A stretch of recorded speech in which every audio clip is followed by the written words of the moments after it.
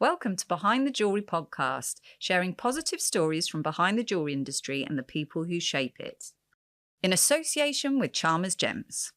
Thank you for joining us. Welcome to Behind the Jewellery. This particular podcast series is about careers behind the jewellery industry. So I would love for you to introduce yourself, if you don't mind, and then we're going to talk about your career and how you've got into the position you're into now and that, I'm sure, incredible journey along the way.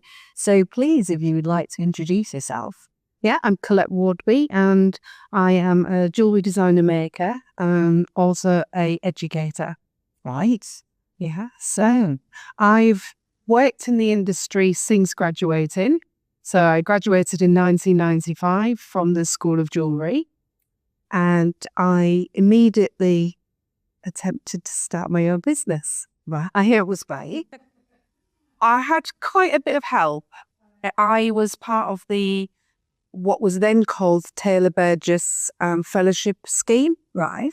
And that was kind of headed up by Pete Taylor, who later on became head of Goldsmiths Foundation and the Goldsmiths Centre. And what that year did, which was just the best education, was a group of us who come from different courses, all with the same intent of becoming designer makers, working alongside each other in a shared workshop, and very, very rudimentary. We boasted a fax machine, so I thought we were very, very future forward there. And so we attended trade shows together, exhibited at trade shows, and it took the ouch out of starting alone, because although our businesses were individual, we were kind of all there together, sharing a stand. So my kind of first big break, I guess, was when I got a place to exhibit on the British Jewellers Association stand, and quite a few of us from our group did that. And that was first ever trade show. And to say I was shook is an understatement. I think, coming out of university, having won a couple of awards, I probably had an awful lot more confidence than skill. Right. Okay. You sang, I think, at your first trade show. I did. I did. And it was terrifying. I thought that I was supposed to be taking it out the cabinet and giving it to them. I didn't really understand the difference between a trade show and a retail show. So there were already big mistakes. Right. Okay. Yeah. So I'm going to ask you to go back a little bit further back, because one of the reasons that we created the podcast, particularly about the careers, is to see how versatile our industry is, how many incredible jobs there are, and what sort of backgrounds people have come from. And I sense a northern accent. So can you start a little bit further back about your school and, where you always creative? Yeah. I was always busy making something. Often that would be, in my mum's words, a mess. Because I was very, very good at making a mess constantly. But I was always creative. I think the first thing I made, which I used as something to gift, was a set of knee warmers. Oh, knee warmers. Well, in my head, knee warmers existed. Why? I think it was more to do with the fact that I'd learnt to knit, that I got bored after a square. So I thought, just plack some wool knee warmers. Who did you gift that to? That was for my dad. I'm sure he wore them proudly. Yes, I think they got one. So yeah, I was always very creative. It was, I was the first year to do GCSEs, and it was quite limited, that first round of what the schools were able to do. So I didn't actually do any creative subjects whatsoever. And I was fairly clever at school. I think possibly in comparison to the national cohort, I wasn't that special. But, I'd done quite well in the school I was in, and I'd be pushed very much to academic subjects. But it did not hold my interest at all. Always very interested in dressmaking. It was back in the days when you had jumble sales rather than car boot sales. So I would often buy bits of costume jewellery that was broken, and I'd often try kind of breaking them up and sewing them onto clothes and things. So I think that my interest in adornment very much started quite young.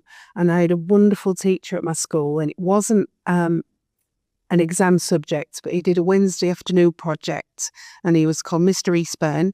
And even though I knew his name when I got older, I still called him Mr. Eastburn. And he knew a little bit about making jewellery. So for 8 weeks, I lovingly polished a stainless steel ring. Wow, that I made. And even to this day, I can't believe I spent that long. So yeah, I was quite interested in the jewellery making.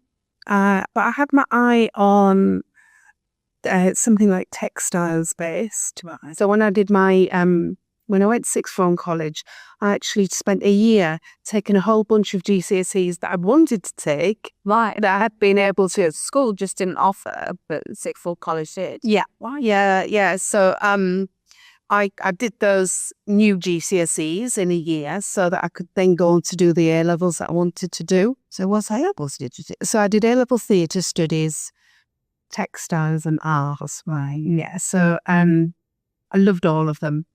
I was very, very interested in costume design. Loved the kind of drama on me. I'm quite a dramatic person at times.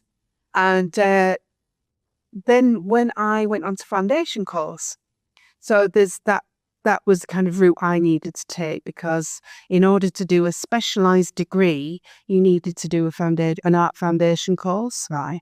And I went to the most wonderful, it was the Humberside Polytechnic. It had the most outstanding foundation program. All of the tutors were professionals that came in and set projects. So it was really getting an idea of what's out there. So it was really inspiring as well, to see these people who actually had careers, in that field. And I did a lot of installation and sculpture work, and it relied on being in the room because it was an installation. And so my tutor had suggested that I made some miniature rooms, right? And I made matchboxes, and within each matchbox was an homage to a culture or an artist that I liked. And I used the jewellery skills that I'd learned in my Wednesday afternoon projects. Oh, okay. And the tutor was like, "Oh, you could be a jeweller." And it had never occurred to me that, I could. And then that was it. Like that, it was, my applications had to change, everything literally hinged on that one project. And I suddenly wasn't going to do fine art and sculpture. I was going to do jewellery. So you found Birmingham University, attended the School of Jewellery. Yes. Talk us through that part. Yeah. And so to get it, so you were in this collective that you'd sort of put together. And so to get into that, was that quite competitive, or does that work? Don't we do anything like that now as an industry that I can think of? No, not at the moment we do. I do hope that at some point that becomes something again. It was in its third year. It was very exciting because people who were on the degree when I was doing it in the first year saw it was being set up, and they'd kind of observed 2 years go through. I think practically our entire cohort, all but a couple who already had plans to do teaching, applied. There were 6 places, and there were people from other cities as well, other courses. So there was 6 of us who sort of randomly thrown together and just had the most amazing year. It's really interesting to be in a situation where you've got that strength as a group, and you are in competition with each other, but it's like a really healthy competition. And you really learn to kind of celebrate each other's successes. And I think that was a real education for the future, to be able to not feel, to look at people's achievements objectively and be excited for them. So yeah, it was an incredible year. So once you'd done that and you got your first order, where did it go from there? Slowly up. So I worked for a gallery as well, so Artifacts Gallery in Sutton Coldfield, who had a jewellery department, and it was quite a young business at the time. Still going really strong. It's an amazing place. I learned an awful lot about customers, about dealing with people. Those soft skills, which, just being able to sort of pick up the phone and have a conversation with somebody confidently and get out of the conversation what you need and to be really efficient. And then I think that was just a really, really kind of important thing. That was alongside me doing my own work. And then I shared a workshop for a while, and I actually shared a workshop with a lady called Abigail Fleisig, who was far more established than myself.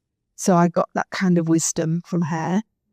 And a lot of my education was jewellery education, took place in the Jeweller's Arms. Oh, well, I think that was quite common back then. Yeah. I was barmaid as well, yeah. So I would come from my workshop, finish for the day, and I'd go and do a shift there. And I think that's one of the things I would say is important for people to recognise, that you are likely to require extra work elsewhere to support you in those sort of first few years.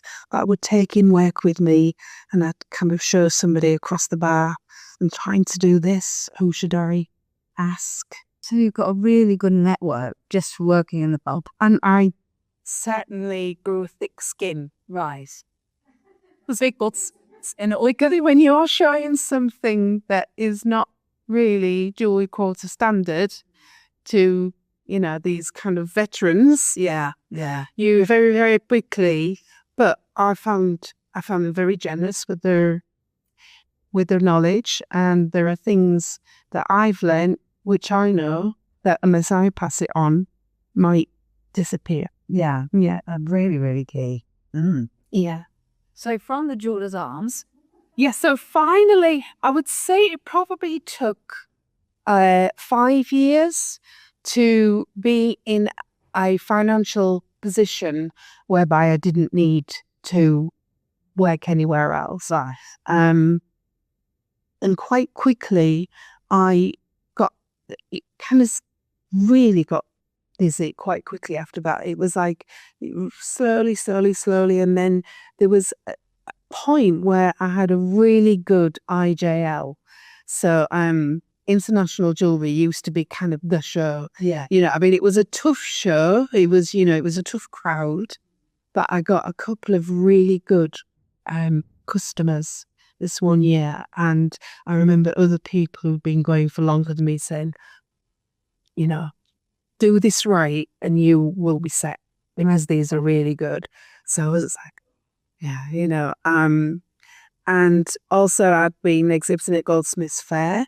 So I'd started to get, some sort of private customers as well. So I started to work exclusively on my own business. And I also employed somebody as well, part-time. Wow. Yeah, I did, quite quickly. And it kind of, momentum just generally grew. Right, okay. Word of mouth, do you think? Yeah, I think it does to a certain extent, because, you don't underestimate how much the jewelry industry talk to each other. Because I was very lucky that sometimes I get a really good customer because they know a shop in another town, or they know somebody who they often see at trade shows, and they'll ask each other who's good. Right, okay, interesting. And one of the things that I think has been, I guess, my saving grace is the quality of finish with our work and its durability. Because having worked on the other side, when you've got a situation where you've sold a piece of jewellery to somebody of another designer, so this is like when I worked in the gallery, and then they bring it back because something's broken. It's just the worst feeling. And I never wanted to feel, like there's always that kind of feeling of the emperor's new clothes anyway. It's like, God, am I going to get found out for not being good? So imposter syndrome. Yeah. So I think it was always really important to me to be supplying work which was consistently of the same standard. Right, okay. And actually would only get better and better because you become so judgmental of your own work. And that kind of continued on. I have done work for other companies as well. So we did. My husband started working with me, so that was exciting as well.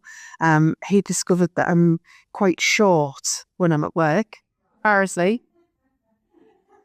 So I was like, you don't have time to have a big long discussion. You just have to say it as it is. Let's say our hats off to anyone who works with their husbands. I would really struggle.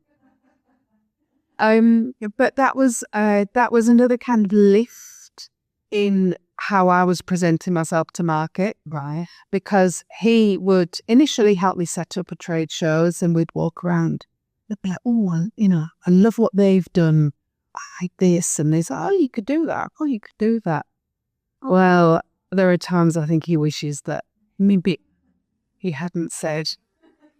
So I felt that how I, again, presented myself to market became more and more professional. Right. Because I was able to consider, it wasn't just kind of getting some IKEA cabinets anymore. It was like, well, we're building bespoke. Right. We're going to do this. We're going to do decals. We're going to lights. And I did really enjoy the trade show circuit, which I think is something which I do think it is coming back. But because it went. Yeah, definitely went. It dipped down to me, particularly for small designers. Yeah. Hopefully it's going to rejuvenate. But the real shift in my career came during COVID. Huh? I mean, it changed in a way that I never, ever imagined it would. And obviously, we're all in the same situation, but not everybody had the same experience. And I feel that I was really fortunate because I had a beautiful workshop that my husband had built. He happens to mention that was possible, so obviously that needed to happen. And I just started to practice things that I hadn't really had the time to do. And I didn't have any staff and any materials. I wasn't supplying work. And it was amazing to just kind of go backwards and start to recognize that actually what my signature style is, do I really know what it is? Or is that just what I've kind of continually done because it's been successful? And I was also approached to do some private teaching. So that was actually teaching other professionals particular things that are like my specialism. I've discovered I'm actually quite a good teacher, which was a bit of a shock to me because I'm not the most patient person in my personal life. I'm kind of, and I guess actually my business as well. It's like the pace has to be there. And I discovered I was quite patient.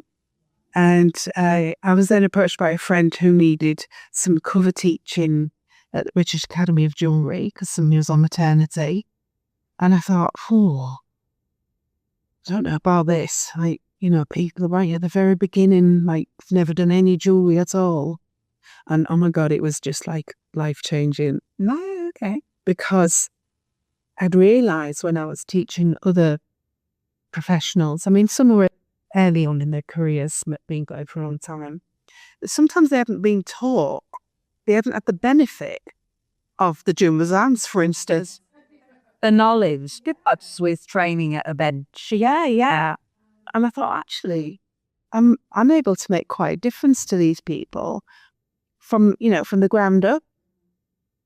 And then Pete Taylor came back into my life and was telling me all about this project that's going to be starting off and going for this funding. I was like, oh, wow. And he's like, we're going to need a project manager, but it's going to need to be this type of person who can do this and this.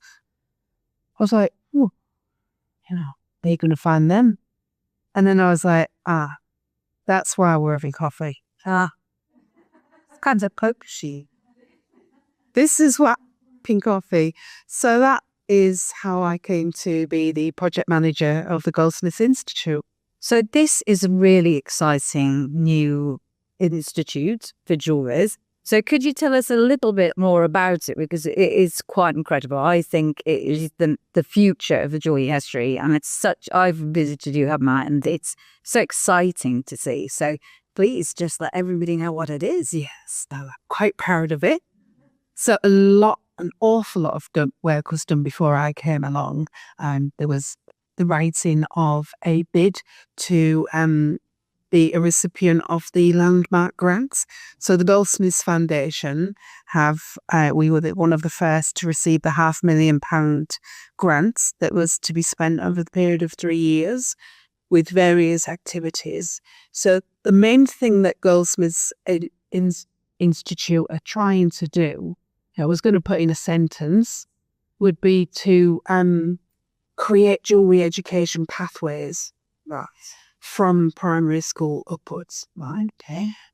Whether that is simply raising awareness of its existence, which you would not believe how many people who live in Birmingham don't even know about Jewellery Quarter. So we'll work with primary schools. So we're affiliated to Aston University Engineering Academy, which goes from year 9 to GCSEs. Right. And we've actually introduced a project for all year 9s. So all year 9s work with real jewellery tools. They do a full 6-week project and they all produce a piece of jewellery set to a brief. So they're really getting an industry level experience. But not only that, they're actually producing some industry level pieces. Because when they were exhibited last year at awards, Andrew Morton and Gary Rove, so from Weston B Moore and from Hockley Mint, both thought that work was from the T-level students, which are the post-60. Wow. I was like, no, these 12-year-olds. Goodness me. So, and then in the year 10, for those who've shown quite a lot of interest, it's gone completely full circle because I now run a Wednesday afternoon project. So where I first started with lovingly polishing my stainless steel ring. So they take Amy. They actually get to work with real, they practice in copper, but they do get to work in silver. And then obviously in year 11, they've got their GCSEs, but we have a club. Right. So we're at the moment now where the first students that did the year 9 projects are at the point where they're now applying for T-level. And this is what we're looking at. We're looking at this introducing, inspiring students. So when it comes to those choices, when they've done their GCSEs, they can then choose the T-level jewellery. So let's just touch on T-levels because I don't think they're talked about enough. And I don't think everyone is aware of what a T-level is. Lots of people have heard of them. And then they're like, so what is a T-level? Okay, so it's more vocational. So it's very specific to an industry. So it's past GCSE, yeah?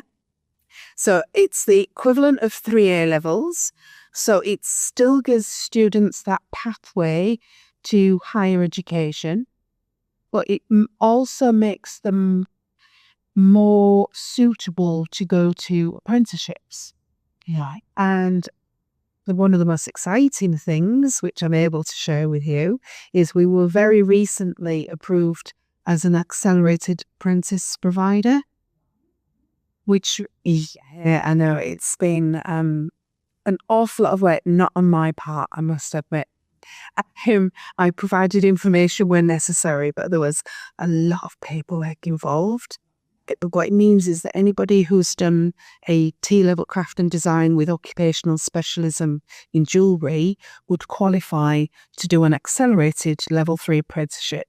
Right, okay. Providing they've got an employer, of course. Yes. And that means that the T-level almost kind of does away with that first year of the apprenticeship, basically. So they can actually accelerate and they can be done within sort of 1 year, 18 months. So just to recap, so on my understanding then, so you post GCSE and you don't, and a lot of young people don't know what career path they're going to take, but some actually have are quite decisive and know that they want to work in this industry. Yeah. And so they can apply for a T-level, and the T-level will give you experience within that industry. So you're not talking about we're going to teach them to make jewellery. You actually teach them industry information. So the whole of the jewellery industry on over a 3-year period to 2 years. So we'll say after 2 years. So they come out with jewellery making skills, but also with skills in marketing and other aspects of working within the jewelry industry. So they touch everything within the industry, putting them in a much better position to decide actually where they want to go from there, because they've seen industry from another level. So it's quite a fascinating way to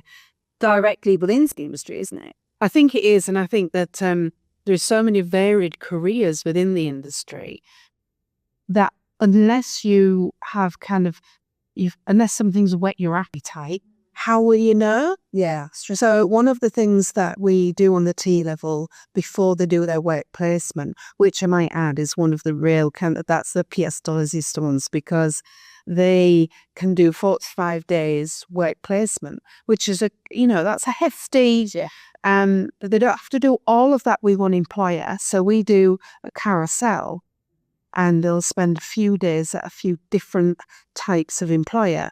Now, we are so lucky because we've had the most amazing support from industry. And so they were able to, work in the tools section at Betts. So they actually get to kind of mix with other jewellers, see the kind of things they're buying, look at all different kind of equipment and how that whole process works. Yeah. Which would really take away any kind of fear of actually stepping through the door themselves, the jeweller, and onto, they've done Cooksons, where they've learned about, that whole sort of supply chain of metal, right from kind of scrap processing, that whole kind of journey that metal goes on. And one of the interesting things about the T-level is they look very much at that circular economy as well. When they look at sustainability, ethical sourcing. So there's a lot more to it than making earrings, which sometimes is what people, I think, people. But that's right. And I think as a parent as well, that when your post-GCSE child is ready to take that step, there's a lot of fear around that. And if you were to just put them straight into you're going to make jewelry and they're adamant, and you think to yourself, well, I know, actually, you'd be really good at this. To do a T-level that gives you an opportunity to look at all of those aspects, yes, you might realise you want to do something in that creative field, but actually, this part is really interesting, and you'll get drawn to that. It's just such a brilliant opportunity. Well, I mean, the students that we've had, they've discovered that actually, I don't want to make jewellery, but I really love the photography. Excuse me. So, one part of the assessment, they have to present the goods to market. And through photography. So they're asked to take some photographs that are suitable for promotion, lifestyle, and then kind of product shots, detail shots. So it's not that they're having to learn about photography. I'm sure a photographer could dig holes in the photographs taken. However, what they're really understanding is what is required. And, because there are going to be people who, they need to know the industry, to know what it needs. Yes, that's and like gemology. I mean, when you visited us, it was such a buzz in the room afterwards. We're like, God, going in all those caves and picking up rocks. It's a bit. But people don't know that exists. No, that's true. It's a different take on, yes, same industry, but a totally different job behind you. Yes, so different to what another gemologist does. Yeah. Yeah, and that's there's different tiers within the industry. So yeah, they've been extremely lucky so far. As I said, that we're the locality as well. The geographical location of the jewellery and jewellery quarters is perfect because it's a mile away from where we are. Yeah, I'm knowing perfect. Yeah. So how many years have you? So this was, when did you start the tea level?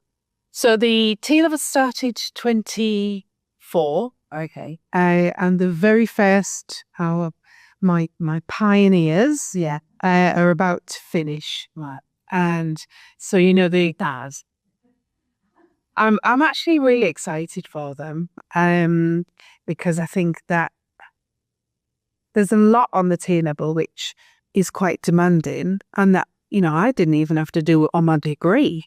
I didn't have to know about things like Gantt charts and progress reports, but it's made them far more ready for industry, definitely, and hopefully I think there's 4 of them want to go into apprenticeship, so it's cross fingers, toes, cross. Oh.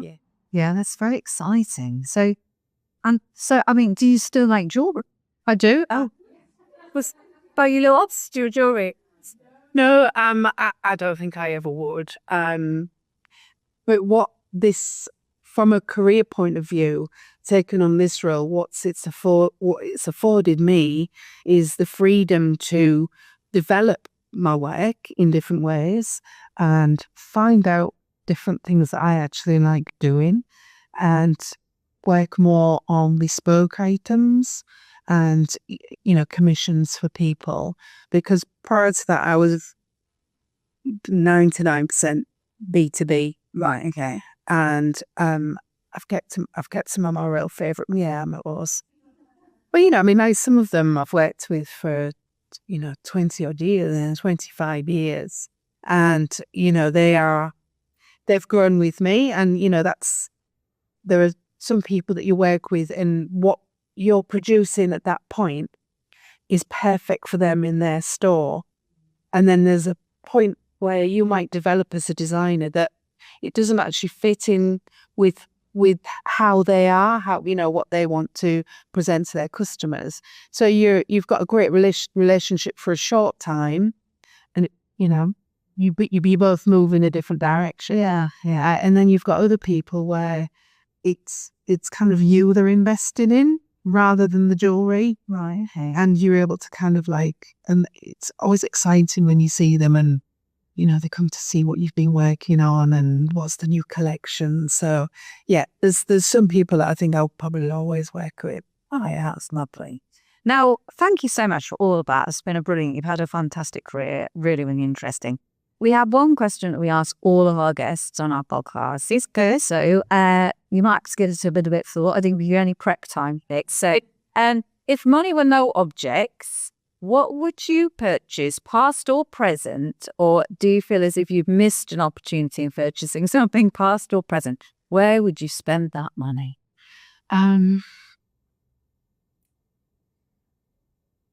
I buy time. I buy time. Money really is good. I would have loved to have done an MA. Right. Okay. I think I wasn't confident enough at the time. Right. I bizarrely enough, and people that know me who might listen to this probably won't really think this, but I do suffer with my confidence sometimes. I have to be 100% confident that what I'm doing is right and good quality. And I think that in order to have done well on an MA, I would have needed to have more confidence in my own judgment. Right, okay. And I think at that point I needed validation from other people. I needed other people to tell me, yes, that's good. But then once you're on that roller coaster of working, there isn't that time to. So you wouldn't go back? would you now do an MA, or would you do it in later life? I probably would. Yeah, I think if the time was right and the opportunity, I mean, gosh, when is the time right? Yeah. If I could buy that time, yeah. Well, what's the thing to spend your night that? Yeah. Oh, yeah. I just love. There's so many skills I love. One of the things that for me, social media is not a curse. I can spend hours just watching different jewellery videos and seeing out, and I see some craftsmen and I think, I want to be able to do that. I want to do that. I want to do all the things. Yep. Or Collette, not about the gems. I want to buy all the gems. One's that as well, So yeah, I think of time. I just buy loads more time and do more studying and trying different things out all the time. Yeah, you never stop learning anything. Yeah. That's a brilliant answer. Ricky's answered with that, yes. So does that mean I get it then? Why not? I mean, giving out time, it's the skeptic. Well, thank you so much for sharing your story. Really enjoyed it. And all the best for the future. Thank you very much. It's good to having me. Make your way up in, though.